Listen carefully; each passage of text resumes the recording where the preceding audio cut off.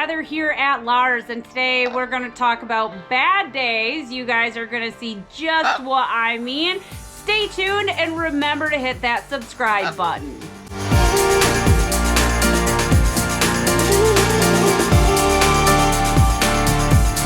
Alright guys, so I want you to pay attention to this video that I just did.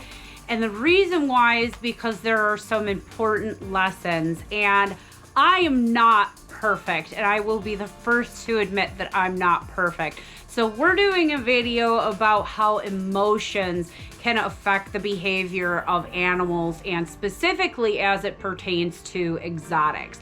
Now I want you guys to pay attention to this video because I was on a time crunch, and at the very beginning of the video I was still feeling the after effects of not having a fabulous day at work. So I want you to pay attention to how the interactions started out with Samantha, the blue and gold macaw, and then how the interaction changed throughout the course of the video. Where are you going? You're not, you're not gonna play with that. Oh. What you doing? Hi. Did you want to be on me or? Get me away from here. All right, guys, so I want to talk with you about something that is actually really, really important when you are handling exotic animals. So I have Miss Samantha here with me, and she is definitely pulling on my necklace, which is not very comfortable, but we're gonna roll with it. So I have a confession to make. So as I have said in other videos, I have another full-time job on top of doing the rescue. And today I had a terrible, awful, no good, really bad day. And I want to talk with you guys about how important it is when you are working with exotic animals to try to shove those feelings down as far as you can when you're working with exotics. It is really, really important. Just like your dog knows how you have a really bad day at work and comes over, and dogs are really, really loyal. You know, cats can be loyal too, but when you're dealing with exotics, you're dealing with a whole different animal. So first of all, let's touch on parrots. Parrots are extremely intuitive animals, and they can actually pick up on the fact that you might be angry or upset, that you had a bad day. They can pick up on the fact of you being sad, maybe when something happens that makes you sad in your life. They are so intuitive. So I'm going to show you guys a couple of clips of me trying to interact with Rocky and me trying to interact with Rosie. And I just told you guys I had a really bad day. So this is how they reacted. Hi, Rocky baby bird.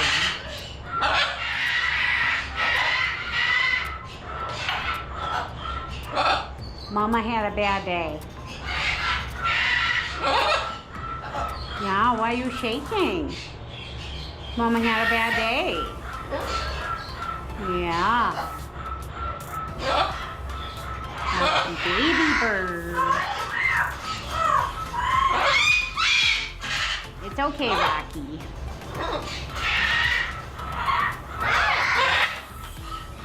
Oh no, we don't want to spend time with Mom today, right? Because Mom had a bad day. Yeah, you're shaking and your feathers are fluffed up. You're a very smart bird.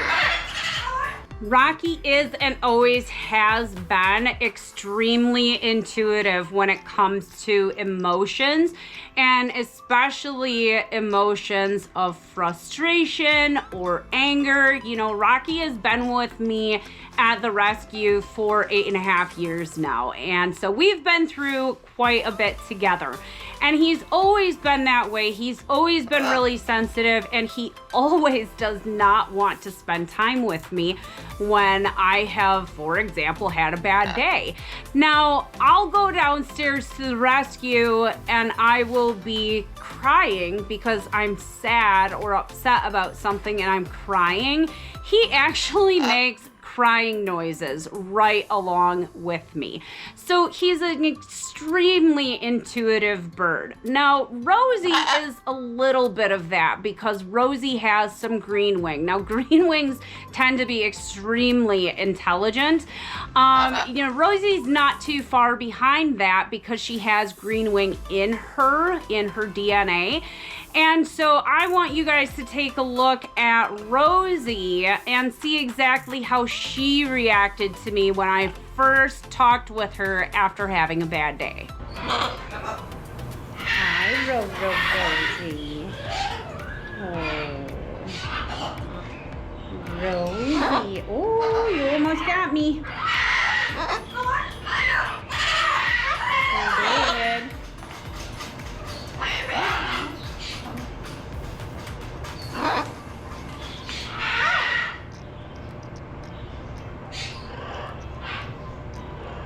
So you can see that Rosie was a little bit more tolerant of me having a bad day, but she did try to take a nip at me because she sensed that something wasn't right in my world. Birds are so good at this. Now, you've probably been noticing as I'm talking that Samantha is kind of back and forth and she's wandering all over me because she still senses, even though I am trying to squelch those feelings deep down, she still senses that something's not right, that something is bothering me. And so one of the things that I am constantly working on when I am with the animals is calming myself and relaxing my shoulders and trying to be calm for their sake. Now, this goes along with the lines of you can't out-scream a bird kind of things, okay?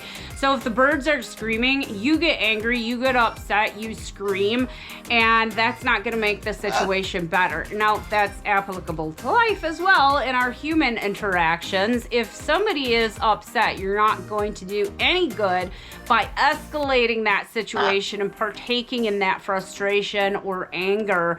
You have to actually remain really calm. So you can think about it a lot like human interactions and needing to stay calm. And it's a difficult thing to do, and I am very well practiced, but I can still always get better. So as I've been talking here, Samantha has actually been calming down a little bit. I feed off the energy that she's giving off and trying to pay attention to her and her body language, but I also know that I need to stay calm for her and I'm not going to get hurt as long as I can do that. So I'm not forcing her to do anything that she doesn't want to do. She is just spending time with me. She is a little more tolerant of my emotions than some of the other birds at the rescue. Now, the same thing goes for when you are working with reptiles. You need to remain calm. The bigger the reptile, the more intelligent they are. And I can tell you from firsthand experience of working with iguanas that iguanas are just as intuitive as our macaw friends.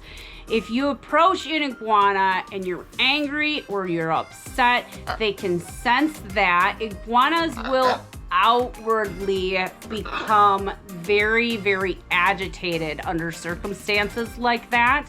So it's really, again, just really, really important that you keep calm, make yourself calm if you're going to be working with exotic animals, because any false step can lead to you getting injured. It can lead to the animal getting injured. It's not fun for anyone. Samantha is actually doing an excellent job of helping me to calm my nerves. Now, part of that is because I know that I need to be calm around her, but the other part is that she knows that I need something, and a lot of birds are like this.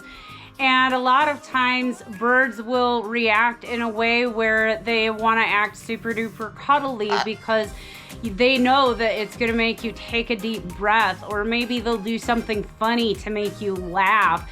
There are so many things that can happen, and every single bird is an individual. Every single animal is an individual. Some of them are going to react to you one way if you're feeling a certain emotion. Some of them are going to act a different way. Rocky, he doesn't want anything to do with me if I'm overly emotional. Sam, however, her and I are a little bit more in tune than Rocky and I. And just as you guys saw her kind of cuddling into my neck, that actually caused me to take a really deep breath. And she knows that because we're so in tune with each other. But really, until you develop a relationship with an animal, you're not gonna know things like that either. Maybe your bird will never be like Sam is with me and do things like trying to cuddle into my neck to try to calm me down.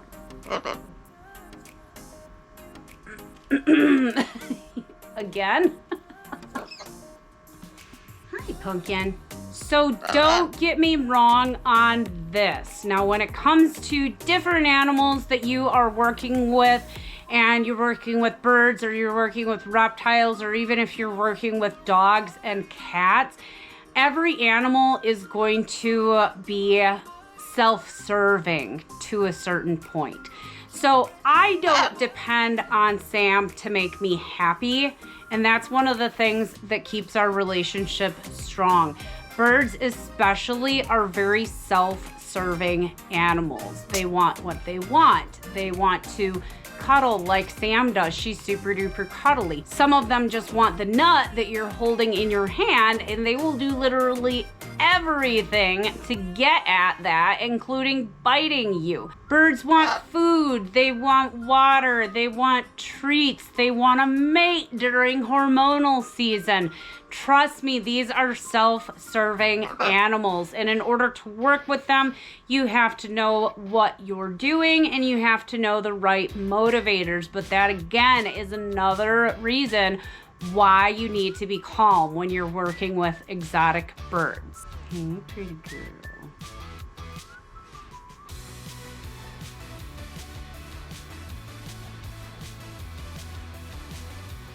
Hey, good girl.